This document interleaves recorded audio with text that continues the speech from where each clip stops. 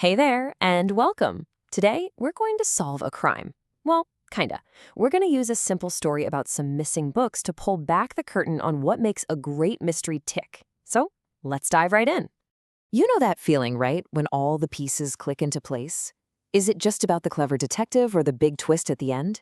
Actually, there's a kind of blueprint that most great mysteries follow. And once you see it, you'll start noticing it everywhere. So, where does it all begin? Well, every great mystery kicks off when something disrupts the normal, everyday routine. Our story starts on a totally ordinary day at Sunrise Public School. Everything's just as it should be. That is, until it's not. And there it is. That's the moment. A single, panicked shout from a student named Sanvi just shatters the peace and quiet. A normal classroom suddenly becomes a crime scene. This one little sentence is the spark that's going to light the fire for this whole story. In the world of storytelling, this is what we call the inciting incident. Think of it like the first domino in a long chain. Without this moment, there's no mystery to solve, no investigation. Really, there's no story at all. It's absolutely crucial. Okay, so we've got a problem. Now we need our heroes. And right on cue, in walk our detectives, Yuvan and Sreeram. And what's so cool here is how they immediately start to bring a little order to all the chaos. They're not just running around looking for stuff, they actually have a process. And this, right here, is the classic detective playbook. First, you get to the scene. Then, you look really closely for details that everyone else missed. And finally, you start talking to people.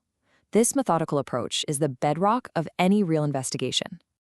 And what do you know? Their process works. They start finding actual physical evidence. A little scrap of paper, some shoe prints, a bookmark dropped in the hallway. In a mystery, these aren't just random objects. They're the very first breadcrumbs on what's going to be a long trail. So the big question is, where do they lead? Now, if the very first clue always pointed directly to the real bad guy, mysteries would be super boring, wouldn't they? That's why any good story has to lead us down a couple of wrong turns first. It's all part of the fun. And there's a name for this trick. It's called a red herring. Its entire job is to throw us off the scent, to distract us and build up the suspense. It just makes that final reveal so much more satisfying. So, you want to meet our first one? Let's meet Arav. Okay, so someone saw him near the desks, and yeah, he definitely seems nervous.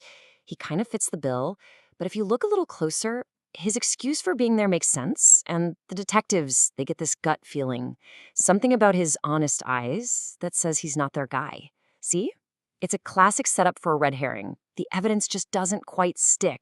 So the detectives rightly move on, and this leads them straight to Pranav. Now, this kid is known for being a bit of a prankster, and here's the key.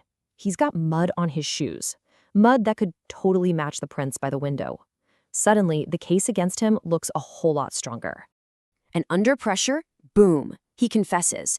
Case closed. We got him, right? Wrong. In an amazing twist, his confession actually makes the mystery even deeper. Sure, he took the books, but then someone else came along and took them from him. The plot, as they say, has thickened. So check this out. We don't just have one crime here. We have a double mystery on our hands. This timeline lays it all out. Pranav did the first part, but now there's a second, mystery thief in the picture. It's like we're peeling back the layers of an onion, and this new layer is getting us so much closer to the real truth. Pranav's confession gives our detectives their biggest lead yet, a specific location, the old storeroom. Okay, this is it. The final act of the investigation is about to begin. And what they find in that dusty storeroom is so much bigger than anyone thought. It's not just Sanvi's 2 missing notebooks, it's a whole box filled with missing books from kids all over the class. This wasn't just a simple prank. They've stumbled onto a serial booknapper. And then they find it, the smoking gun, that one single piece of evidence that changes everything. A name sticker, plain as day, right inside the box, and it belongs to the absolute last person anyone would ever suspect, the class monitor, Rishi. So they confront him, and the whole truth comes tumbling out. And now, finally, we get the why. Rishi wasn't trying to be mean. He was just frustrated and came up with this misguided plan to get other kids in trouble so he'd feel better about himself. And this, right here, is the final, essential piece of the whole puzzle. The motive. Yeah, finding out who did it is satisfying for sure. but it's understanding why they did it that really gives a story its heart and its meaning. So, the case is cracked. We know who did it, and we know why. All that's left is to put things right. The mystery itself is solved, but the story isn't quite finished yet. And just like in every good mystery, order is restored. The books get back to their owners, Rishi gives a real apology, and the classroom can finally go back to normal. All that chaos from the beginning, it's finally settled. And our young detectives, they leave us with the powerful moral of the whole story. It's really a message of hope, you know? It suggests that finding the truth doesn't just give you answers. It can also lead to forgiveness and a chance to make things right. So let's just step back for a second. We started with that inciting incident. We followed a trail of clues. We sidestepped a red herring. We hit a big twist. And then we finally uncovered the real culprit and their motive. That, right there, is the blueprint. And why does this all matter? Because this way of thinking, gathering the facts, figuring out what's misleading, and digging deep to find the real root cause, that's not just for detective stories. It's a really powerful way to think critically and solve all sorts of problems in real life. Which kind of leaves us with one last thing to chew on.